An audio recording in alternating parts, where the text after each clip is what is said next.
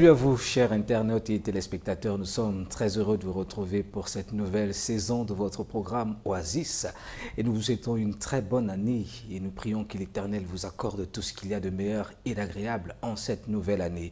Quand on parle d'une nouvelle année, on parle également de l'opportunité que nous donne le Seigneur, non seulement de voir cette année, mais d'expérimenter sa grâce. Et nous parlerons précisément dans le cadre de cette édition de l'importance pour nous de commencer l'année avec la bénédiction. Et pour en parler, nous avons le plaisir d'accueillir le pasteur Michel. Salut à vous et bonne année, pasteur Michel. Salut, pasteur Eric. Bonne année à tous les internautes et à tous les téléspectateurs.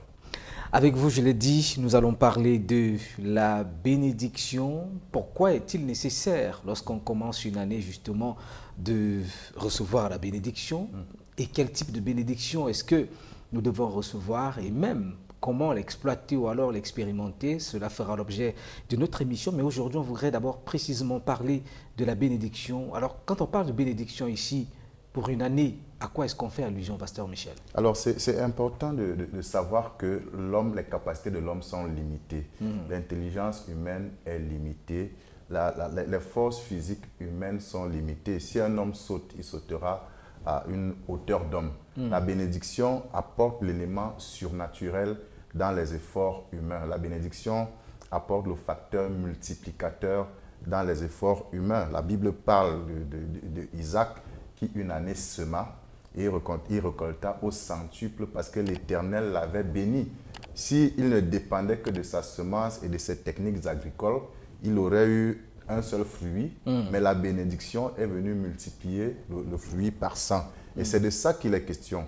Plusieurs chrétiens, plusieurs disciples du Seigneur Jésus-Christ et plusieurs hommes n'atteignent pas les sommets auxquels ils sont destinés, n'atteignent pas le niveau que leur potentiel leur permettrait d'atteindre si ce potentiel-là était associé à la bénédiction divine. Donc, il est important, pendant qu'on amorce une année comme celle-ci, de donner à la bénédiction divine sa place. On donne beaucoup d'importance à la préparation intellectuelle, la préparation matérielle de l'année. On se fixe des objectifs.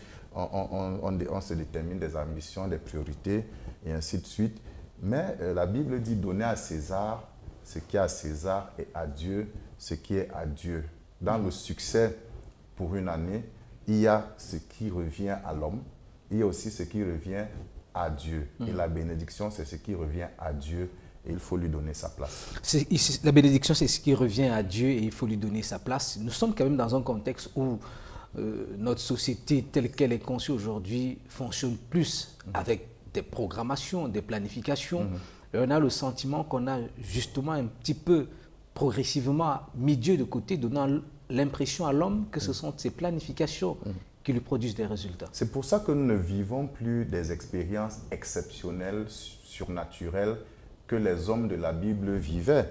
Quand on lit le livre de Genèse chapitre 49, verset 25, c'est Jacob qui était sur le point de mourir et qui bénissait ses fils.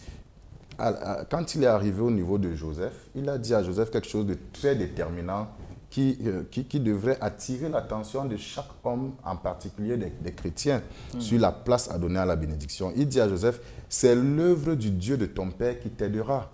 C'est l'œuvre du Tout-Puissant qui te bénira. Des bénédictions des cieux en haut, des bénédictions des eaux en bas, des bénédictions des mamelles et du sein maternel. Joseph était quelqu'un de brillant, mais Jacob était en train de lui dire, ce qui va te permettre de t'en sortir et d'atteindre ta destinée, ce n'est pas cette intelligence-là, ce n'est pas cette capacité administrative que tu as. Elle est importante, mais au-delà de cette discipline, au-delà de la force de la volonté, des capacités administratives, il faut un élément surnaturel. Il faut l'œuvre du Dieu de ton Père. C'est ça qui te permettra d'atteindre les sommets. Il faut l'œuvre du Tout-Puissant dans ta vie. Et c'est de ça qu'il est question quand on parle de la bénédiction. Donc, je voudrais encourager nos téléspectateurs et internautes à ne pas négliger la bénédiction pendant qu'ils s'engagent dans cette année.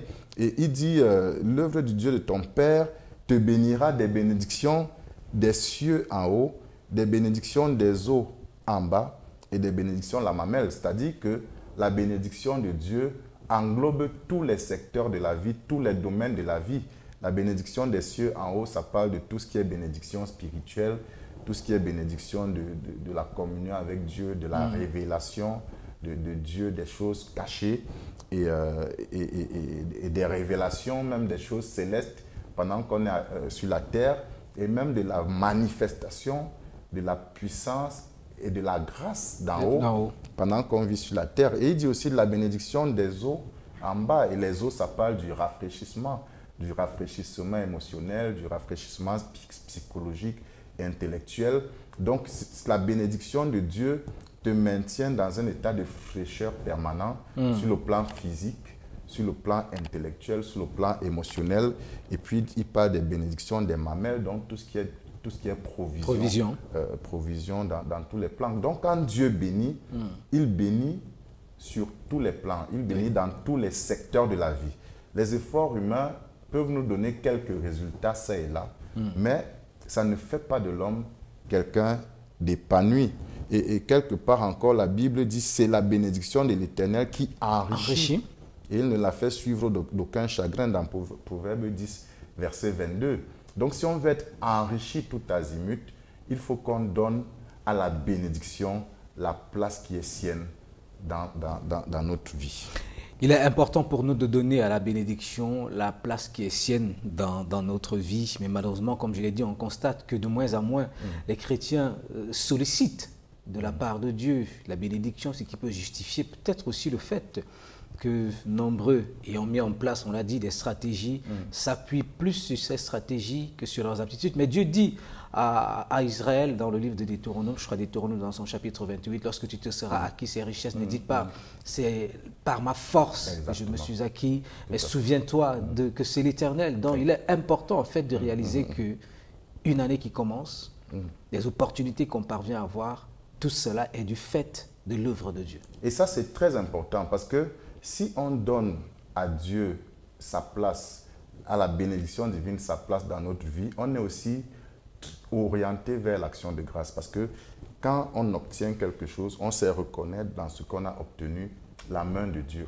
On sait reconnaître la bénédiction de Dieu et on est prompt à rendre grâce. Et ce dont vous parlez, ça me chagrine parce qu'effectivement, l'attitude vis-à-vis de la bénédiction est très importante pour pouvoir l'expérimenter. Si on la néglige, on ne l'expérimente pas. Si on la valorise, si on lui donne de l'importance, on l'expérimente. C'est un peu comme Jésus-Christ qui s'est rendu dans sa patrie et qui n'a pas fait l'objet d'honneur de la part des siens. Et la Bible dit qu'il ne put faire là aucun miracle, si ce n'est guérir quelques maux de tête et ainsi de suite. De la même manière, la bénédiction est opérante là où elle est valorisée, là où on la cherche, là où on lui donne l'importance. À ce sujet, la Bible dit dans le psaume 109, verset 17, « Il aimait la malédiction, qu'elle tombe sur lui. Il ne se plaisait pas à la bénédiction, qu'elle s'éloigne de lui. » Donc le psalmiste fait mention d'un homme qui méprisait la bénédiction et qui par sa façon de faire, par sa façon d'être, par ses déclarations, avait plutôt une propension vers la malédiction. Il dit, mais qu'elle tombe sur lui. Et les gens ont naturellement une propension vers la malédiction. Quand on entend leur façon de parler, ils sont presque toujours en train de se maudire. Je suis fatigué, cette affaire me rend malade, je ne sais pas comment on va s'en sortir. Bref, c'est des proclamations qui sont orientées vers la malédiction. Et la Bible dit, il s'attache à la malédiction, qu'elle tombe sur lui. Donc, c'est l'occasion de dire à nos internautes et à nos téléspectateurs qui nous écoutent aujourd'hui, pendant que vous entrez dans cette année 2022, haïssez la malédiction. La malédiction n'est pas le plan de Dieu pour vous.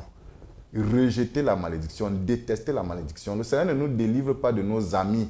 La Bible dit, je m'écris, loué soit l'Éternel et je suis délivré de mes ennemis. Que la malédiction soit comme un ennemi pour vous et embrassez la bénédiction comme un ami.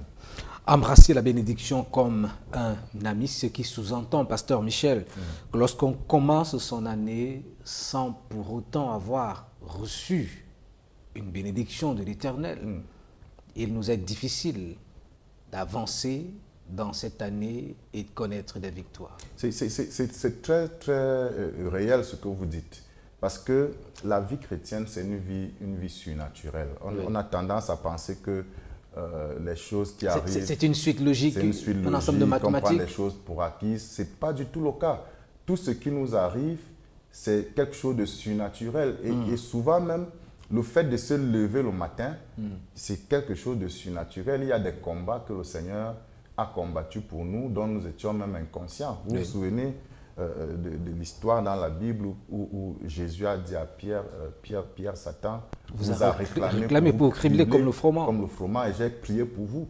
Combien de telles choses arrivent dans nos vies au quotidien où le Seigneur intervient à notre insu et manifeste sa victoire. Si le Seigneur nous abandonnait un instant à nos capacités charnelles et à nos efforts charnels, je ne suis pas sûr que nous vivrions une seule seconde. Donc, et je voudrais insister là-dessus parce que la religion nous fait penser que la bénédiction, c'est le monde. Et j'appelle ça la religion parce que c'est une opposition à la nature divine. La bénédiction, c'est la nature divine. Depuis la création de l'homme, quand Dieu a créé l'homme, il a béni. La Bible dit Dieu les bénit. Soyez féconds, multipliez-vous, remplissez la terre. Et à chaque fois qu'il y a eu une génération avec laquelle il est entré en contact, entré dans une alliance, son alliance a toujours été une alliance de bénédiction. Il a béni Noé et ses fils, il a béni Abraham, Isaac, Jacob, il a béni le peuple d'Israël, et ainsi de suite. Donc la bénédiction, c'est sa nature. Pensez que la bénédiction, c'est quelque chose de charnel. C'est quelque chose de mondain. C'est de la pure religion vaine qui s'oppose à la nature. Est-ce que cela, justement, n'est pas dû aux enseignements, à un type d'enseignement qu'on a malheureusement développé dans certaines communautés, donnant l'impression que rechercher la bénédiction, c'est rechercher la prospérité, donc rechercher la mondanité? Mais qui vous a même dit que la prospérité, c'est la mondanité? Pourquoi donner cette connotation à une chose qui correspond au dessein de Dieu pour nous? Dieu souhaite que nous prospérions à tous égards comme prospère l'état de nos âmes. Il ne faut pas confondre la prospérité à l'égoïsme et à la cupidité. Ce n'est pas de ça qu'il est question. Il n'est pas question de promouvoir la cupidité d'un pasteur qui s'enrichit au détriment de ses brebis pendant que ses brebis s'appauvrissent. Mais Dieu aime ses enfants. Dieu est prêt à donner toute bonne chose à ceux qui croient en lui. Et il aspire, il veut voir ses enfants prospérer et se réjouir et être épanouis. Donc la malédiction est une œuvre des ténèbres. Et il faut qu'on la reconnaisse comme telle. La bénédiction, c'est la nature même de Dieu. Et il faut qu'on aspire, que chaque chrétien aspire à la bénédiction. Il est important que chaque chrétien aspire à la bénédiction. C'est la raison pour laquelle, lorsque nous commençons une année, un mois, une semaine, une journée, nous devons soupirer après la bénédiction de l'Éternel, car c'est elle qui non seulement nous enrichit, mais elle est également, je dirais, ce booster qui nous permet justement d'affronter la journée avec plus d'assurance. On va retrouver, pasteur, la chorale d'Integrity for All pour ce moment de partage en musique. Et juste après, on va parler de comment est-ce qu'on peut recevoir justement la bénédiction de Dieu. On en parlera tout à l'heure, juste après cette ponctuation que nous offre la chorale d'Integrity for All.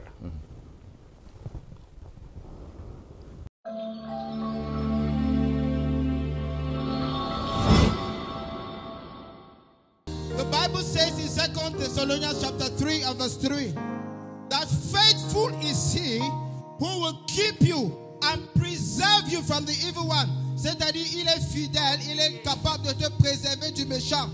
Alors le chant que nous allons exécuter parle de toutes les qualités, en fait presque toutes les qualités de Dieu. Mais une chose qui me tourne avec le Seigneur, c'est comment est-ce que quelqu'un peut avoir plusieurs attributs, mais en même temps rester constant. Demande à ton frère, Dieu fait sa combat. Dieu fait sa combat. Alors nous allons chanter tous ensemble. Yeah, yeah.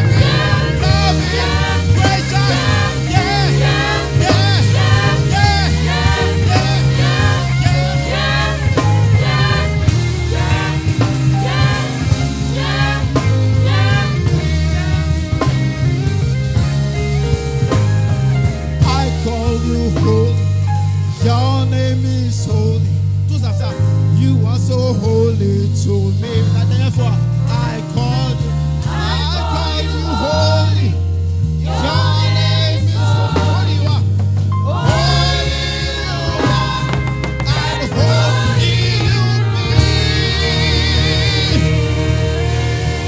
Hallelujah! Woo!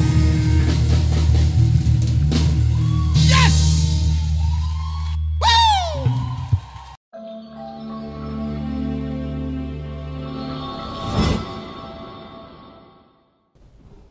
Nous sommes de retour dans ce studio. Je rappelle, c'est votre programme Oasis et nous parlons en ce jour de la bénédiction et précisément de l'importance pour nous de commencer une année étant bénis de l'Éternel. Et ma question était celle de savoir, Pasteur Michel, avant cette pause que nous proposait la chorale Integrity for All, comment est-ce que nous recevons la bénédiction?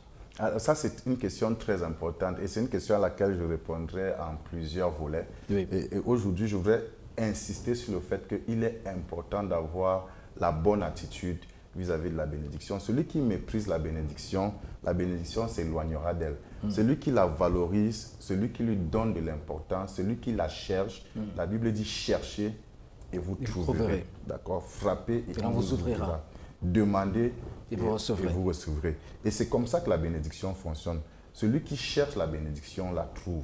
Celui qui frappe à la porte des personnes investies, parce qu'il y a des personnes qui sont investies dans nos vies pour nous bénir. Et il est important de reconnaître ces personnes-là.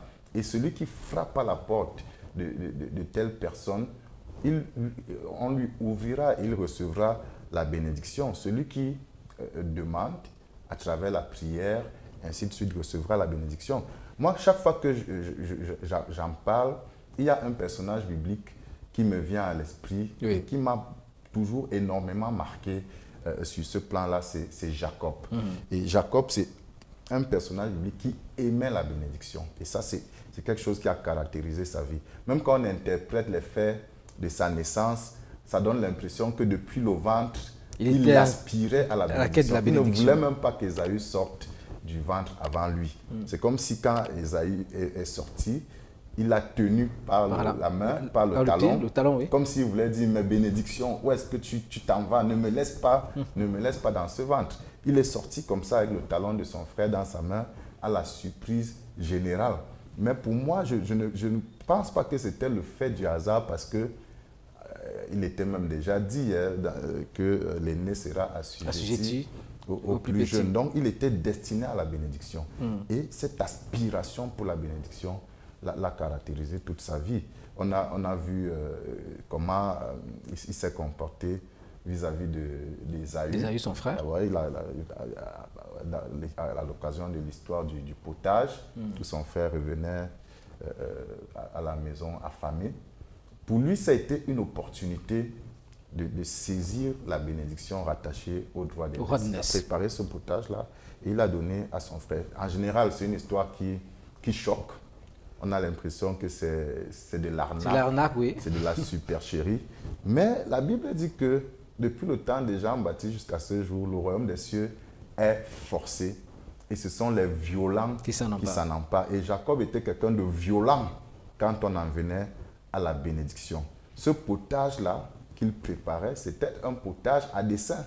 C'était un potage, un bouillon qui visait à attirer la bénédiction vers lui. Et je voudrais dire, chacun d'entre nous sait ce qui est susceptible d'attirer la bénédiction vers lui, bien évidemment en restant éthique. Justement, je voulais justement aborder cette question, ce qui implique que certes il y a des personnes qui sont habilitées à nous bénir, mais nous également nous devons adopter un certain nombre d'attitudes pour attirer la bénédiction. Ce potage-là, cette odeur que ça dégageait visait à attirer cette bénédiction du droit d'aînesse vers lui. Et quand la bénédiction est arrivée vers lui, il a saisi l'opportunité. Et il y a des personnes dans nos vies qui sont investies par Dieu pour notre bénédiction.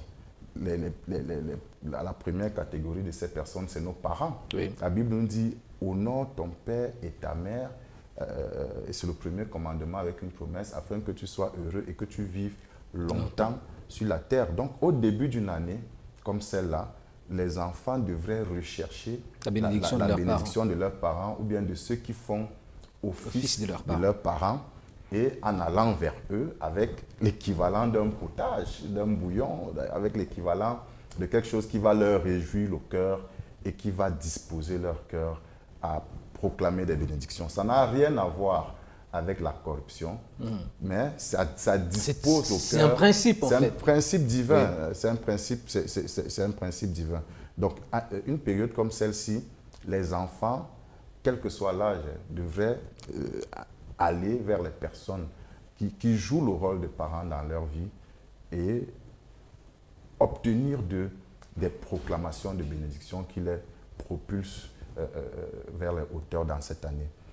De la même manière, les pasteurs, les hommes de Dieu, les leaders spirituels, c'est des personnes aussi investies de cette capacité de bénir. C'est même l'un des rôles majeurs d'un leader du peuple de Dieu. Dans Nombre chapitre 6 au verset 22, la Bible parle de placer le nom de l'Éternel sur le peuple de Dieu. C'est la responsabilité d'un pasteur, d'un leader, de placer le nom de l'Éternel sur le peuple de Dieu. Et quelqu'un qui est sous l'autorité d'un leader devrait reconnaître cette onction sur ce leader-là pour bénir et la rechercher au début de l'année, aller vers lui pour qu'il place le nom de l'Éternel sur son année, pour qu'il place le nom de l'Éternel sur ses circonstances et que la bénédiction l'amène au-delà de là où ses capacités naturelles auraient pu l'amener. Donc, Jacob, je veux dire, était ce type de personne. Et même quand son père était sur le point de mourir, il a fait l'effort de recevoir la bénédiction de son père avant que son père ne meure. Il a préparé cette viande telle que son père l'aimait sur le conseil de sa mère. Il a obtenu cette bénédiction et Dieu a entériné, Dieu a approuvé son état de cœur, sa disposition de cœur à recevoir cette bénédiction. Et on se souvient de cet épisode, hein, sa bataille, on dira son combat avec l'ange. Exactement, pendant qu'il fuyait son frère qui était fâché contre lui, il a rencontré cet ange-là. Il lui a dit, je ne te laisserai pas jusqu'à ce que tu m'aies béni. Oui. Voilà, et il a lutté avec lui jusqu'au matin, au point qu'il a dit qu'il luttait avec Dieu et il fut vainqueur. J'ai souvent coutume de dire aux gens, faites attention, il n'a pas lutté contre Dieu, il a lutté avec Dieu. Et il a été vainqueur. C'est deux choses très, très différentes. Mais c'était toujours cette détermination démontrée à obtenir la bénédiction divine. Et il est parti de là, ayant été béni. Parti de là, ayant été béni, comme justement chacun d'entre nous souhaiterait partir du début de cette année, ayant été disposé à la bénédiction que l'Éternel a préparée pour chacun d'entre nous. Pasteur Michel, lors de notre prochaine émission, justement, on parlera, parce que être béni, c'est une chose, mais maintenant, profiter ou alors mettre en œuvre cette bénédiction tout au long de l'année, la rendre opérationnelle, justement, c'est tout autre chose. On aura l'occasion d'en parler. Mais pendant qu'on parle de comment entrer dans la bénédiction, il y a un autre personnage biblique qui est aussi une représentation de cette attitude de cœur positive vis-à-vis de la bénédiction. C'est Jabet. La Bible parle de lui dans 1 Chronique chapitre 4, versets 9 à 10. La Bible dit « Jabet était plus considéré que ses frères. Sa mère lui donna le nom de Jabet en disant « C'est parce que je l'ai enfanté avec douleur. » Jabet invoqua le Dieu d'Israël en disant « Si tu me bénis et que tu étends mes limites, si ta main avec moi et si tu me préserves du malheur, en sorte que je ne vois pas la souffrance. » 3 points de suspension. Donc, c'est quelqu'un qui était né dans des conditions difficiles. Sa mère l'avait enfanté avec douleur et elle lui a donné un nom qui signifie souffrance. Elle lui a donné un nom de malédiction. Et donc, sa vie était une vie difficile, était une vie qui alignait souffrance après souffrance. Mais ce qui est intéressant avec lui, c'est qu'il n'a pas pris ça comme une fatalité. Il n'a pas dit, qu'est-ce que je peux? Ma mère m'a déjà maudit. Il faut juste que je supporte comme ça. Non. Il a dit à Dieu, écoute Seigneur, si tu changes ma situation, si tu me bénis, si tu mets fin à mes souffrances là, 3 points de suspension, je suppose que c'est une alliance qu'il a faite avec Dieu. Et la Bible dit que Dieu lui accorda ce qu'il avait demandé, au point qu'il est devenu le plus Considéré considéré parmi ses frères, pour quelqu'un qui est né dans des circonstances difficiles et qui a connu la souffrance. Donc, il faut avoir cette hargne-là d'obtenir la bénédiction, cette hargne d'accéder à la bénédiction. Dieu honore ça. Ça plaît à Dieu. Et Dieu répond à ce type d'attitude de cœur et à ce type de prière. Rechercher la bénédiction, telle est notre prière pour chacun d'entre nous en cette année. Nous avons besoin d'être boostés dans nos aptitudes et nos capacités, dans notre potentiel. Pasteur Michel, nous allons sortir de l'émission dans quelques instants. Qu'est-ce qu'on peut dire à tous ceux qui nous regardent alors que nous commençons cette année? Je voudrais dire à tous ceux qui nous regardent que la bénédiction, c'est le partage de tous ceux qui ont reçu Jésus-Christ comme leur Seigneur et Sauveur. La Bible dit, Christ nous a rachetés de la malédiction de la loi, étant devenu malédiction pour nous parce qu'il est écrit, maudit est quiconque est pendu au bois, afin que la bénédiction d'Abraham trouve dans les païens son accomplissement. Si tu reçois Jésus-Christ comme ton Seigneur et comme ton Sauveur en ce début d'année, alors tu as disposé ta vie à recevoir la manifestation de toute la bénédiction d'Abraham, l'accomplissement de toute la bénédiction d'Abraham. La première bénédiction consiste à recevoir Jésus-Christ comme son Seigneur et comme son Sauveur personnel. Et quand Jésus-Christ entre dans ton cœur, c'est lui qui ouvre la porte à toutes les autres bénédictions. Si c'est ce que tu veux, chers téléspectateurs, chers internautes, je vais t'inviter avec la permission du pasteur Allez-y, pasteur Michel. À répéter cette prière de repentance et de foi après moi. Seigneur Jésus-Christ, je reconnais que je suis un pécheur, mais je ne veux pas continuer dans mes péchés. Je me repens de mes péchés. Je te prie de me pardonner et de me purifier par ton sang précieux. Je t'ouvre mon cœur pour que tu viennes y établir ta demeure. Je confesse que tu es ma première bénédiction. Et c'est de toi que j'ai besoin. Entre dans mon cœur, change ma vie. Fais de moi une nouvelle créature et inscris mon nom dans le livre de la vie éternelle. Seigneur Jésus, rends opérationnelles toutes les bénédictions qui me sont destinées, afin que je connaisse une vie épanouie jusqu'à ce que tu reviennes me chercher. C'est en ton nom que j'ai prié. Amen. Amen. Nous disons merci au pasteur Michel. C'est un plaisir de servir. Vous avez prié avec nous, vous avez quelques questions, quelques préoccupations et pourquoi pas, vous avez besoin de prière.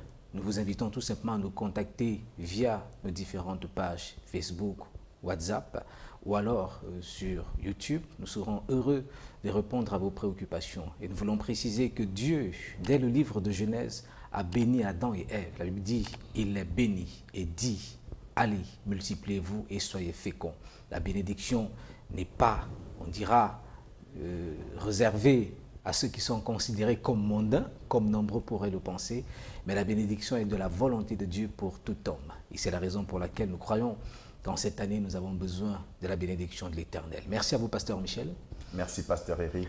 On se dit à notre prochaine édition. Nous parlerons, je l'ai dit, de comment est-ce que nous devons, quelle attitude nous devons avoir pour rendre opérationnelle la bénédiction de Dieu dans chacune de nos vies. Que le Seigneur vous bénisse. Shalom. Shalom.